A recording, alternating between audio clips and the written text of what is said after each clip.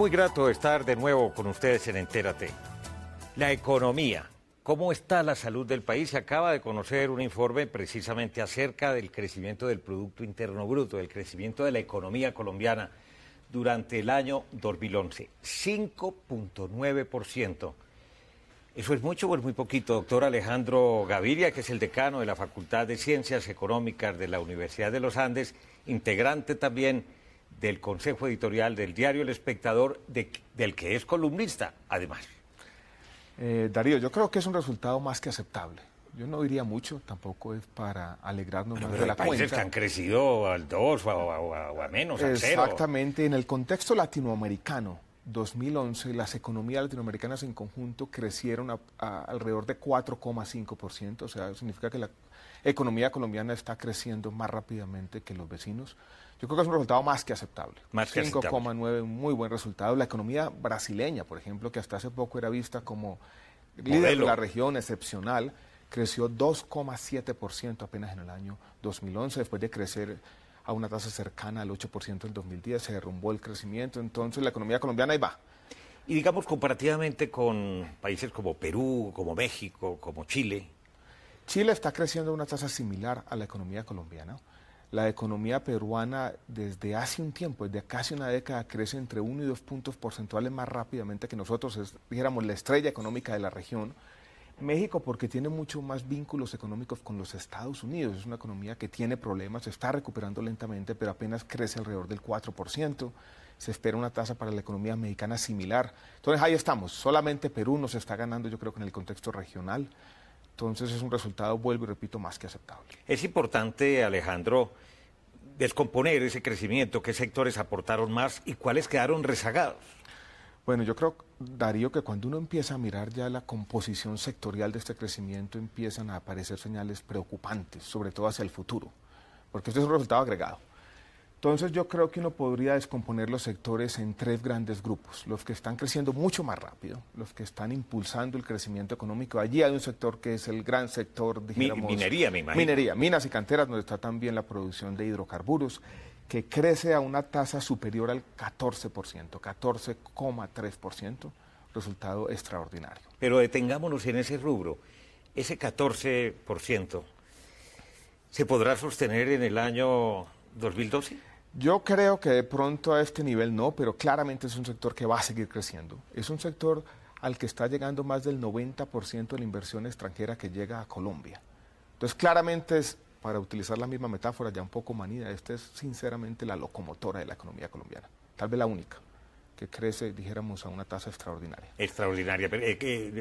Inversión extranjera que en total en este momento está superior a los... Está superior 17. a los 10.000 millones, dependiendo cómo uno la contabilice. Inversión extranjera directa. Directa. Ahí no estamos contabilizando la inversión en portafolios. Hay inversionistas que vienen a comprar papeles colombianos, sino aquellos que vienen, por decirlo gráficamente, a hacer empresa. ¿Y la acumulada total de cuánta inversión extranjera puede haber? La acumulada es difícil porque uno no se contabiliza la de corto o largo plazo y la que se lleva en las cuentas generalmente es la directa. Pero en Colombia, dijéramos en el contexto, en el ámbito regional, es un país líder también en ese rubro, sin lugar a dudas. Donde estamos exportando más de 50.000 billones, es en ese rubro, en el de las exportaciones. Exactamente, es el valor de las exportaciones que han crecido también muy rápidamente, impulsadas también por las exportaciones de petróleo, de carbón, algo de ferroníquel, oro, que comienza a ser un rubro que empieza a crecer. ¿Ya no dependemos tanto del café o no dependemos ya no dependemos del nada? café, casi nada, Darío. Es una gran transformación de la economía colombiana. El café hasta el año 86-87 representó sistemáticamente por varias generaciones más del 50% de nuestras exportaciones. Eso ya es historia patria. ¿Eso es bueno para el país? ¿Y para las 500.000 familias cafeteras? Eso no es bueno para el país y sobre todo hay problemas en el sector cafetero con la producción que se ha venido desplomando. Este es un sector en crisis, yo creo que no me queda ninguna duda. Pero volvamos a los sectores. Sí, señor, ya pasamos por minería y canteras. Y están algunos sectores que crecen como al mismo ritmo de la economía, donde está el sector financiero, servicios financieros, donde está todo el sector de comercio, servicios, restaurantes y hoteles, que creció exactamente al mismo ritmo de la economía, al 5,9%, y donde está la construcción, donde se contabilizan edificaciones, los edificios y las obras civiles, la infraestructura que creció aproximadamente al 5,7%. Entonces son sectores que van, dijéramos sectores promedio. ¿Cuáles no van? Industria manufacturera, 3,9 y sobre todo la cenicienta del crecimiento en Colombia, no ahora, por mucho tiempo, es la agricultura o el sector agropecuario en general que crece apenas al 2,2%. Pero ese dato no se compadece como con los esfuerzos y el énfasis que el actual gobierno del presidente Santos le ha venido ofreciendo al sector agropecuario. Sí, hay un énfasis importante, pero es un énfasis yo creo que está enfocado más bien en la restitución de tierras, en un programa de desarrollo rural, se está discutiendo una ley que es importante. Pero en esto, Darío, yo creo que tenemos razones para estar preocupados porque aquí muchos países de la región han tenido, dijéramos, grandes transformaciones agropecuarias. Está el tema de la agroindustria en Chile, lo que ha sucedido en Brasil, lo que sucedió incluso en Perú, después de que hace 20 años se aprobaron las preferencias arancelarias con el brócoli, los espárragos, la paprika. En Colombia no tenemos una buena idea, la palma africana más o menos en el sector agropecuario desde el café, diría yo. Entonces este es un sector en crisis. Yo alcancé a oír al ministro de Agricultura antes de la revelación del dato, diciendo que estaba esperando un crecimiento cercano al 3,5%. Quedó por debajo. El DANE le dio una especie de bofetada y quedó en el 2,2%. Entonces, eso es preocupante, sobre todo hacia el futuro.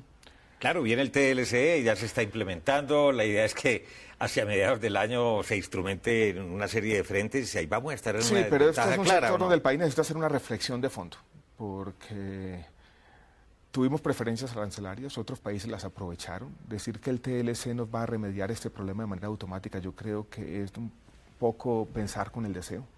Entonces, aquí hay problemas y sobre todo con el contexto hacia adelante. Este crecimiento del sector de minas y canteras hace que dólares lleguen al país, no solamente por nuestras exportaciones muy altas, hablamos de la cifra de 50.000 millones, sino también la inversión extranjera. Eso hace que el peso colombiano comience a apreciarse y la revaluación le pega duro al sector agropecuario. Claro. Entonces, hacia adelante yo creo que no tenemos muchas razones para estar optimistas. No hay muchas historias empresariales ocurriendo en el sector agropecuario, hay mucha carreta. Pero digamos, ese bajo crecimiento se debe fundamentalmente a que hay desinterés por el campo, a la inseguridad y a la violencia que han regresado al campo, a la infraestructura, las malas carreteras, el invierno, los derrumbes. ¿Cuáles son los factores que están determinando? Hay factores muy estructurales. Yo creo que sería necio no señalar el tema del conflicto armado, no ahora, sino dijéramos estructuralmente, que llevó a una crisis del campo colombiano. Pero yo creo que también hay problemas con el tipo de políticas que hemos implantado por mucho tiempo, que estuvieron, por decirlo gráficamente, orientadas a subsidiar la ineficiencia. Sigue siendo un sector, Darío, paradójicamente bastante protegido de la competencia internacional. Sigue siendo un sector donde el tipo de inversiones públicas no han sido, dijéramos, eficaces, vías rurales, el tema de ciencia y tecnología, bienes públicos, decimos los economistas. Y sigue siendo un sector donde el sector privado yo creo que tampoco ha hecho mucho. Historias empresariales. Yo le voy a contar una anécdota. Sí. La Sociedad de Agricultores Colombianos tiene su oficina en el último piso de la Torre Colpatria. Estuve por allá en una reunión hace un año largo, estuve dando vueltas y uno ve muchos óleos de quienes fueron los directores o presidentes de esa sociedad. Muchos de ellos fueron presidentes de Colombia, Mariano Espina Pérez, por ejemplo. Y vi una oficina cerrada con un montón de cajas guardadas allí y era la oficina de investigaciones. Entonces uno no ve, dijéramos, en este sector un empresarios, un sector privado dinámico. Puede haber excepciones y las generalizaciones siempre son injustas, pero yo creo que en promedio esto puede ser así. Colombia no tiene una vocación también muy ganadera y sin embargo pues se cayeron las exportaciones con Venezuela, se hicieron intentos hacia el Líbano, hacia Rusia, hacia otros mercados. Pero ahí está el TLC, hay una oportunidad, no hemos podido consolidar allí un sector claramente exportador. No hay muchas historias de éxito empresariales.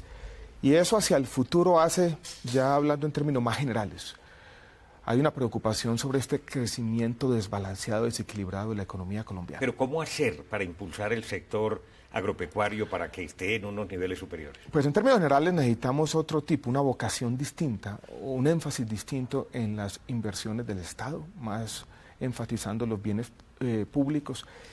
Y yo creería, Darío, y a veces a los economistas nos critican por este tipo de opiniones, que este sector necesita exponerse más también a la competencia. Un sector menos protegido, abrirse más, donde ocurra lo que ocurrió con muchos sectores industriales, que se conectaron con el mundo, con problemas al comienzo, pero hoy en día son sectores de talla mundial.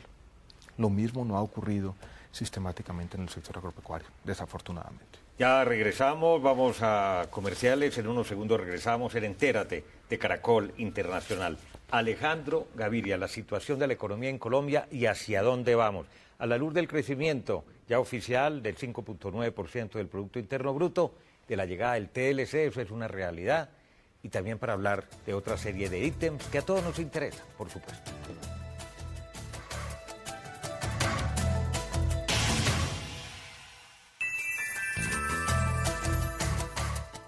Regresamos con Alejandro Gaviria, el decano de la Facultad de Ciencias Económicas de la Universidad de los Andes, un distinguido profesional y analista de el devenir de la economía en un país como Colombia, un estudioso. Alejandro, este crecimiento del 5.9 se podrá mantener a lo largo del 2012. ¿Usted qué nubarrones ve?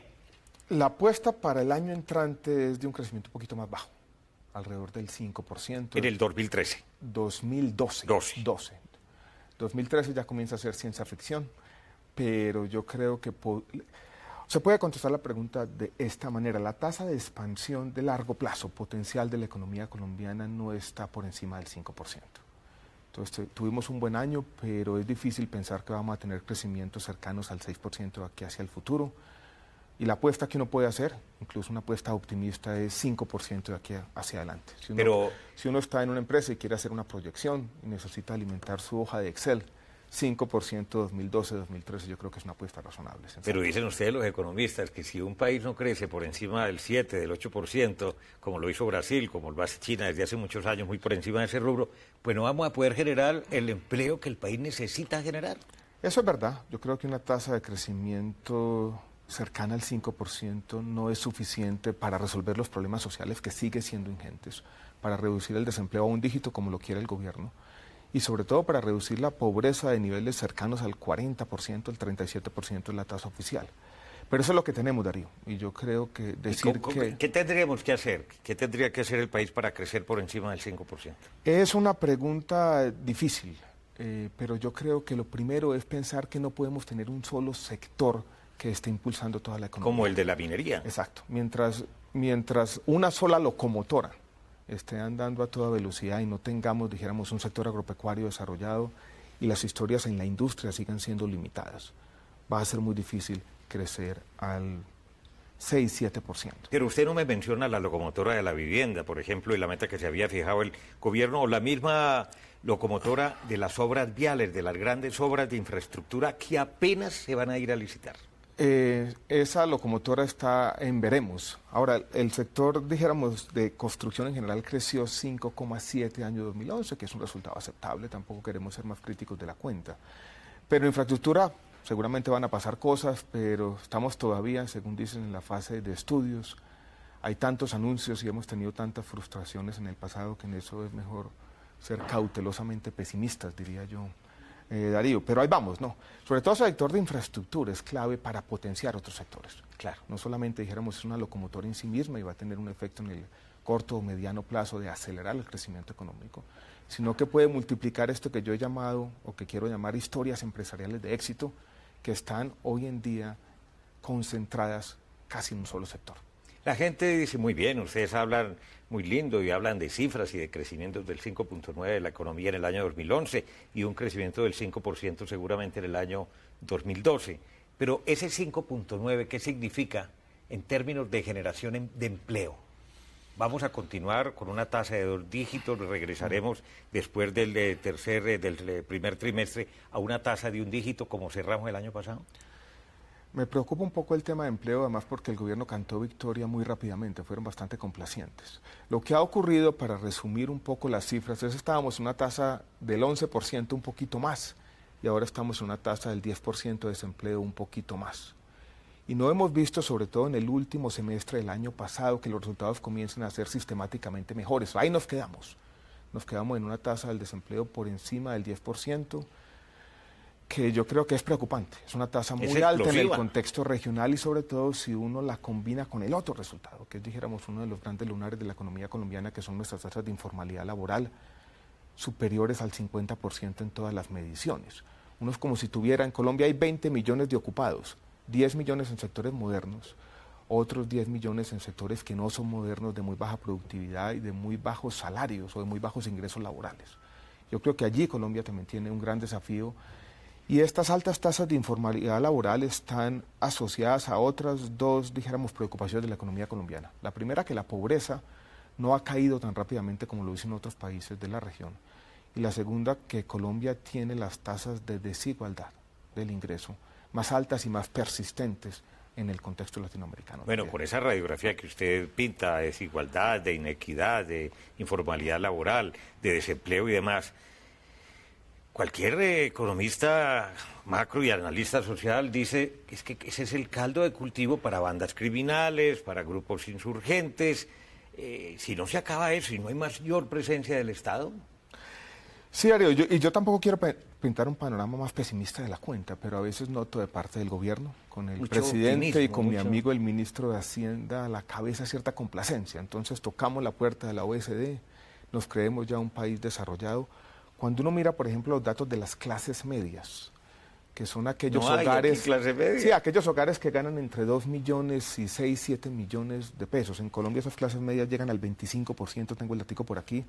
En México superan el 40%, en Chile superan el 50%. Entonces tenemos un largo camino por recorrer. Y yo creo que cantar victoria antes de tiempo no es bueno para la economía y no es bueno para eso que predica el gobierno, que es el buen gobierno. Y por supuesto esto está conectado con ciertos fenómenos, sobre todo con los fenómenos de criminalidad urbana. El dato que mencionábamos del bajo crecimiento del sector agropecuario no solamente es una consecuencia del conflicto, sino que puede también ser una causa de conflicto y problemas de seguridad en las áreas rurales de Colombia. Allí tenemos la minería ilegal, dijéramos como una nueva preocupación, una creciente preocupación, generador de violencia también. Entonces, el mensaje que quisiera dejar es eso.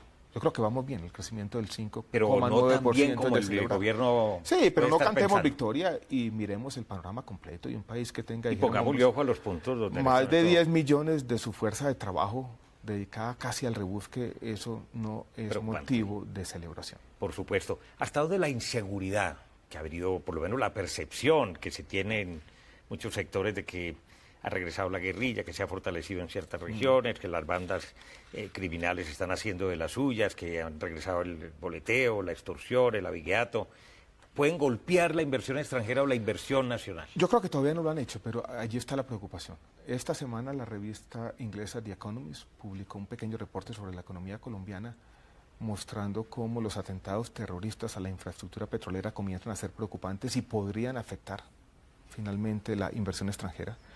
Tengo aquí el dato de las torres eléctricas que sufrieron atentados el año anterior y después de una caída o una disminución sistemática desde el año 2005, por primera vez el año 2011 aumentan. Tuvimos más de 50 torres derribadas, lo que ocurrió en Porce 4, que básicamente... Es que se está afectando la generación eléctrica del futuro. Entonces yo creo que hay temas preocupantes y el clima de inversión, por razones obvias, está asociado a que los empresarios colombianos, extranjeros, perciban hacia el futuro unas mejores condiciones de seguridad. Entonces ese tema hay que ponerle atención definitivamente. Nos falta también el tema de la reforma tributaria que va a ser presentada a la consideración del Congreso. ¿Y para dónde va el dólar? Igualmente, aparte de la inflación. Con Alejandro Gaviria, ahora que regresamos.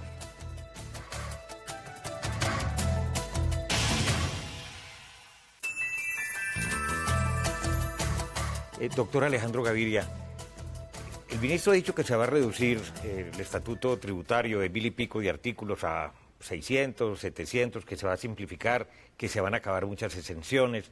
Se ha criticado mucho en Colombia que el gobierno anterior haya firmado unos pactos, unos protocolos de seguridad, incluso garantizando un régimen tributario estable para muchas organizaciones. Fue la única manera de traer su inversión hacia Colombia a 20 años, de los cuales han transcurrido 10. Entonces entran otras que quieren lo mismo. ¿No habrá ahí una situación de inequidad? Allí hay problemas, esos contratos de estabilidad pueden generar problemas que los economistas llamamos de inequidades horizontales, o sea, dos empresas o sectores muy parecidas, una pagando unas tasas de impuestos mucho más altas que las otras, pero yo creo que eso es más o menos inevitable. El gobierno tiene que vivir con eso, o el país, porque no es solo el gobierno y no es solo el Estado.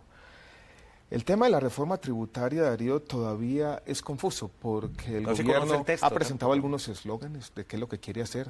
creo que el ministro de Gobierno habla de ELISA, que es una sigla por allá un poco rara. Yo vi por allá un anuncio medio paradójico diciendo que querían simplificar el estatuto tributario, pero que ya tenían en la reforma 900 artículos. Hemos dicho muchas veces que queremos simplificar nuestro estatuto tributario, pero es muy difícil. Y uno no ve cuál es el objetivo, qué es lo que verdaderamente Porque al mismo quieren. tiempo dicen es que no necesitamos que entre más dinero, curiosamente. No quieren aumentar el recaudo, que fue el imperativo, el objetivo prioritario de todas las reformas tributarias que hicimos en los últimos 20 años. Esta parece ser una reforma estructural, que es una palabra ya desprestigiada en mi reglón de negocios. El presidente Santos hizo un anuncio interesante hace unos días diciendo que es una reforma que quiere generar equidad, que los ricos están pagando poco y que los pobres están pagando mucho, entonces que quiere invertir esa ecuación. Yo no sé si eso significa que el impuesto de renta de las personas va a ser cambiado de manera sustancial. Hay una inequidad grande en este sentido, Darío, y yo creo que los televidentes pueden estar interesados en este tema, y es una persona que no declara impuesto de renta, pero que le retienen. Se la deberían devolver. Se la deberían devolver, pero como no hacen la reclamación, nunca se la devuelven. Entonces, ese solo hecho genera muchas inequidades en nuestro sistema tributario. Yo no sé si el presidente estaba haciendo referencia a eso.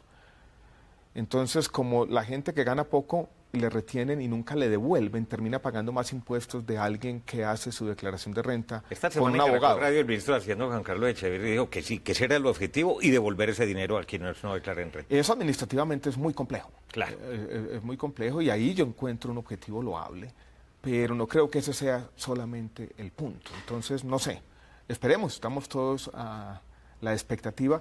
Me parece que el gobierno lo ha hecho bien en el sentido de ser cauteloso, de no presentar esto. Yo recuerdo en las épocas del presidente Uribe, el presidente en las reuniones gremiales comenzaba a discutir en vivo y en directo las reformas tributarias y eso no salía bien.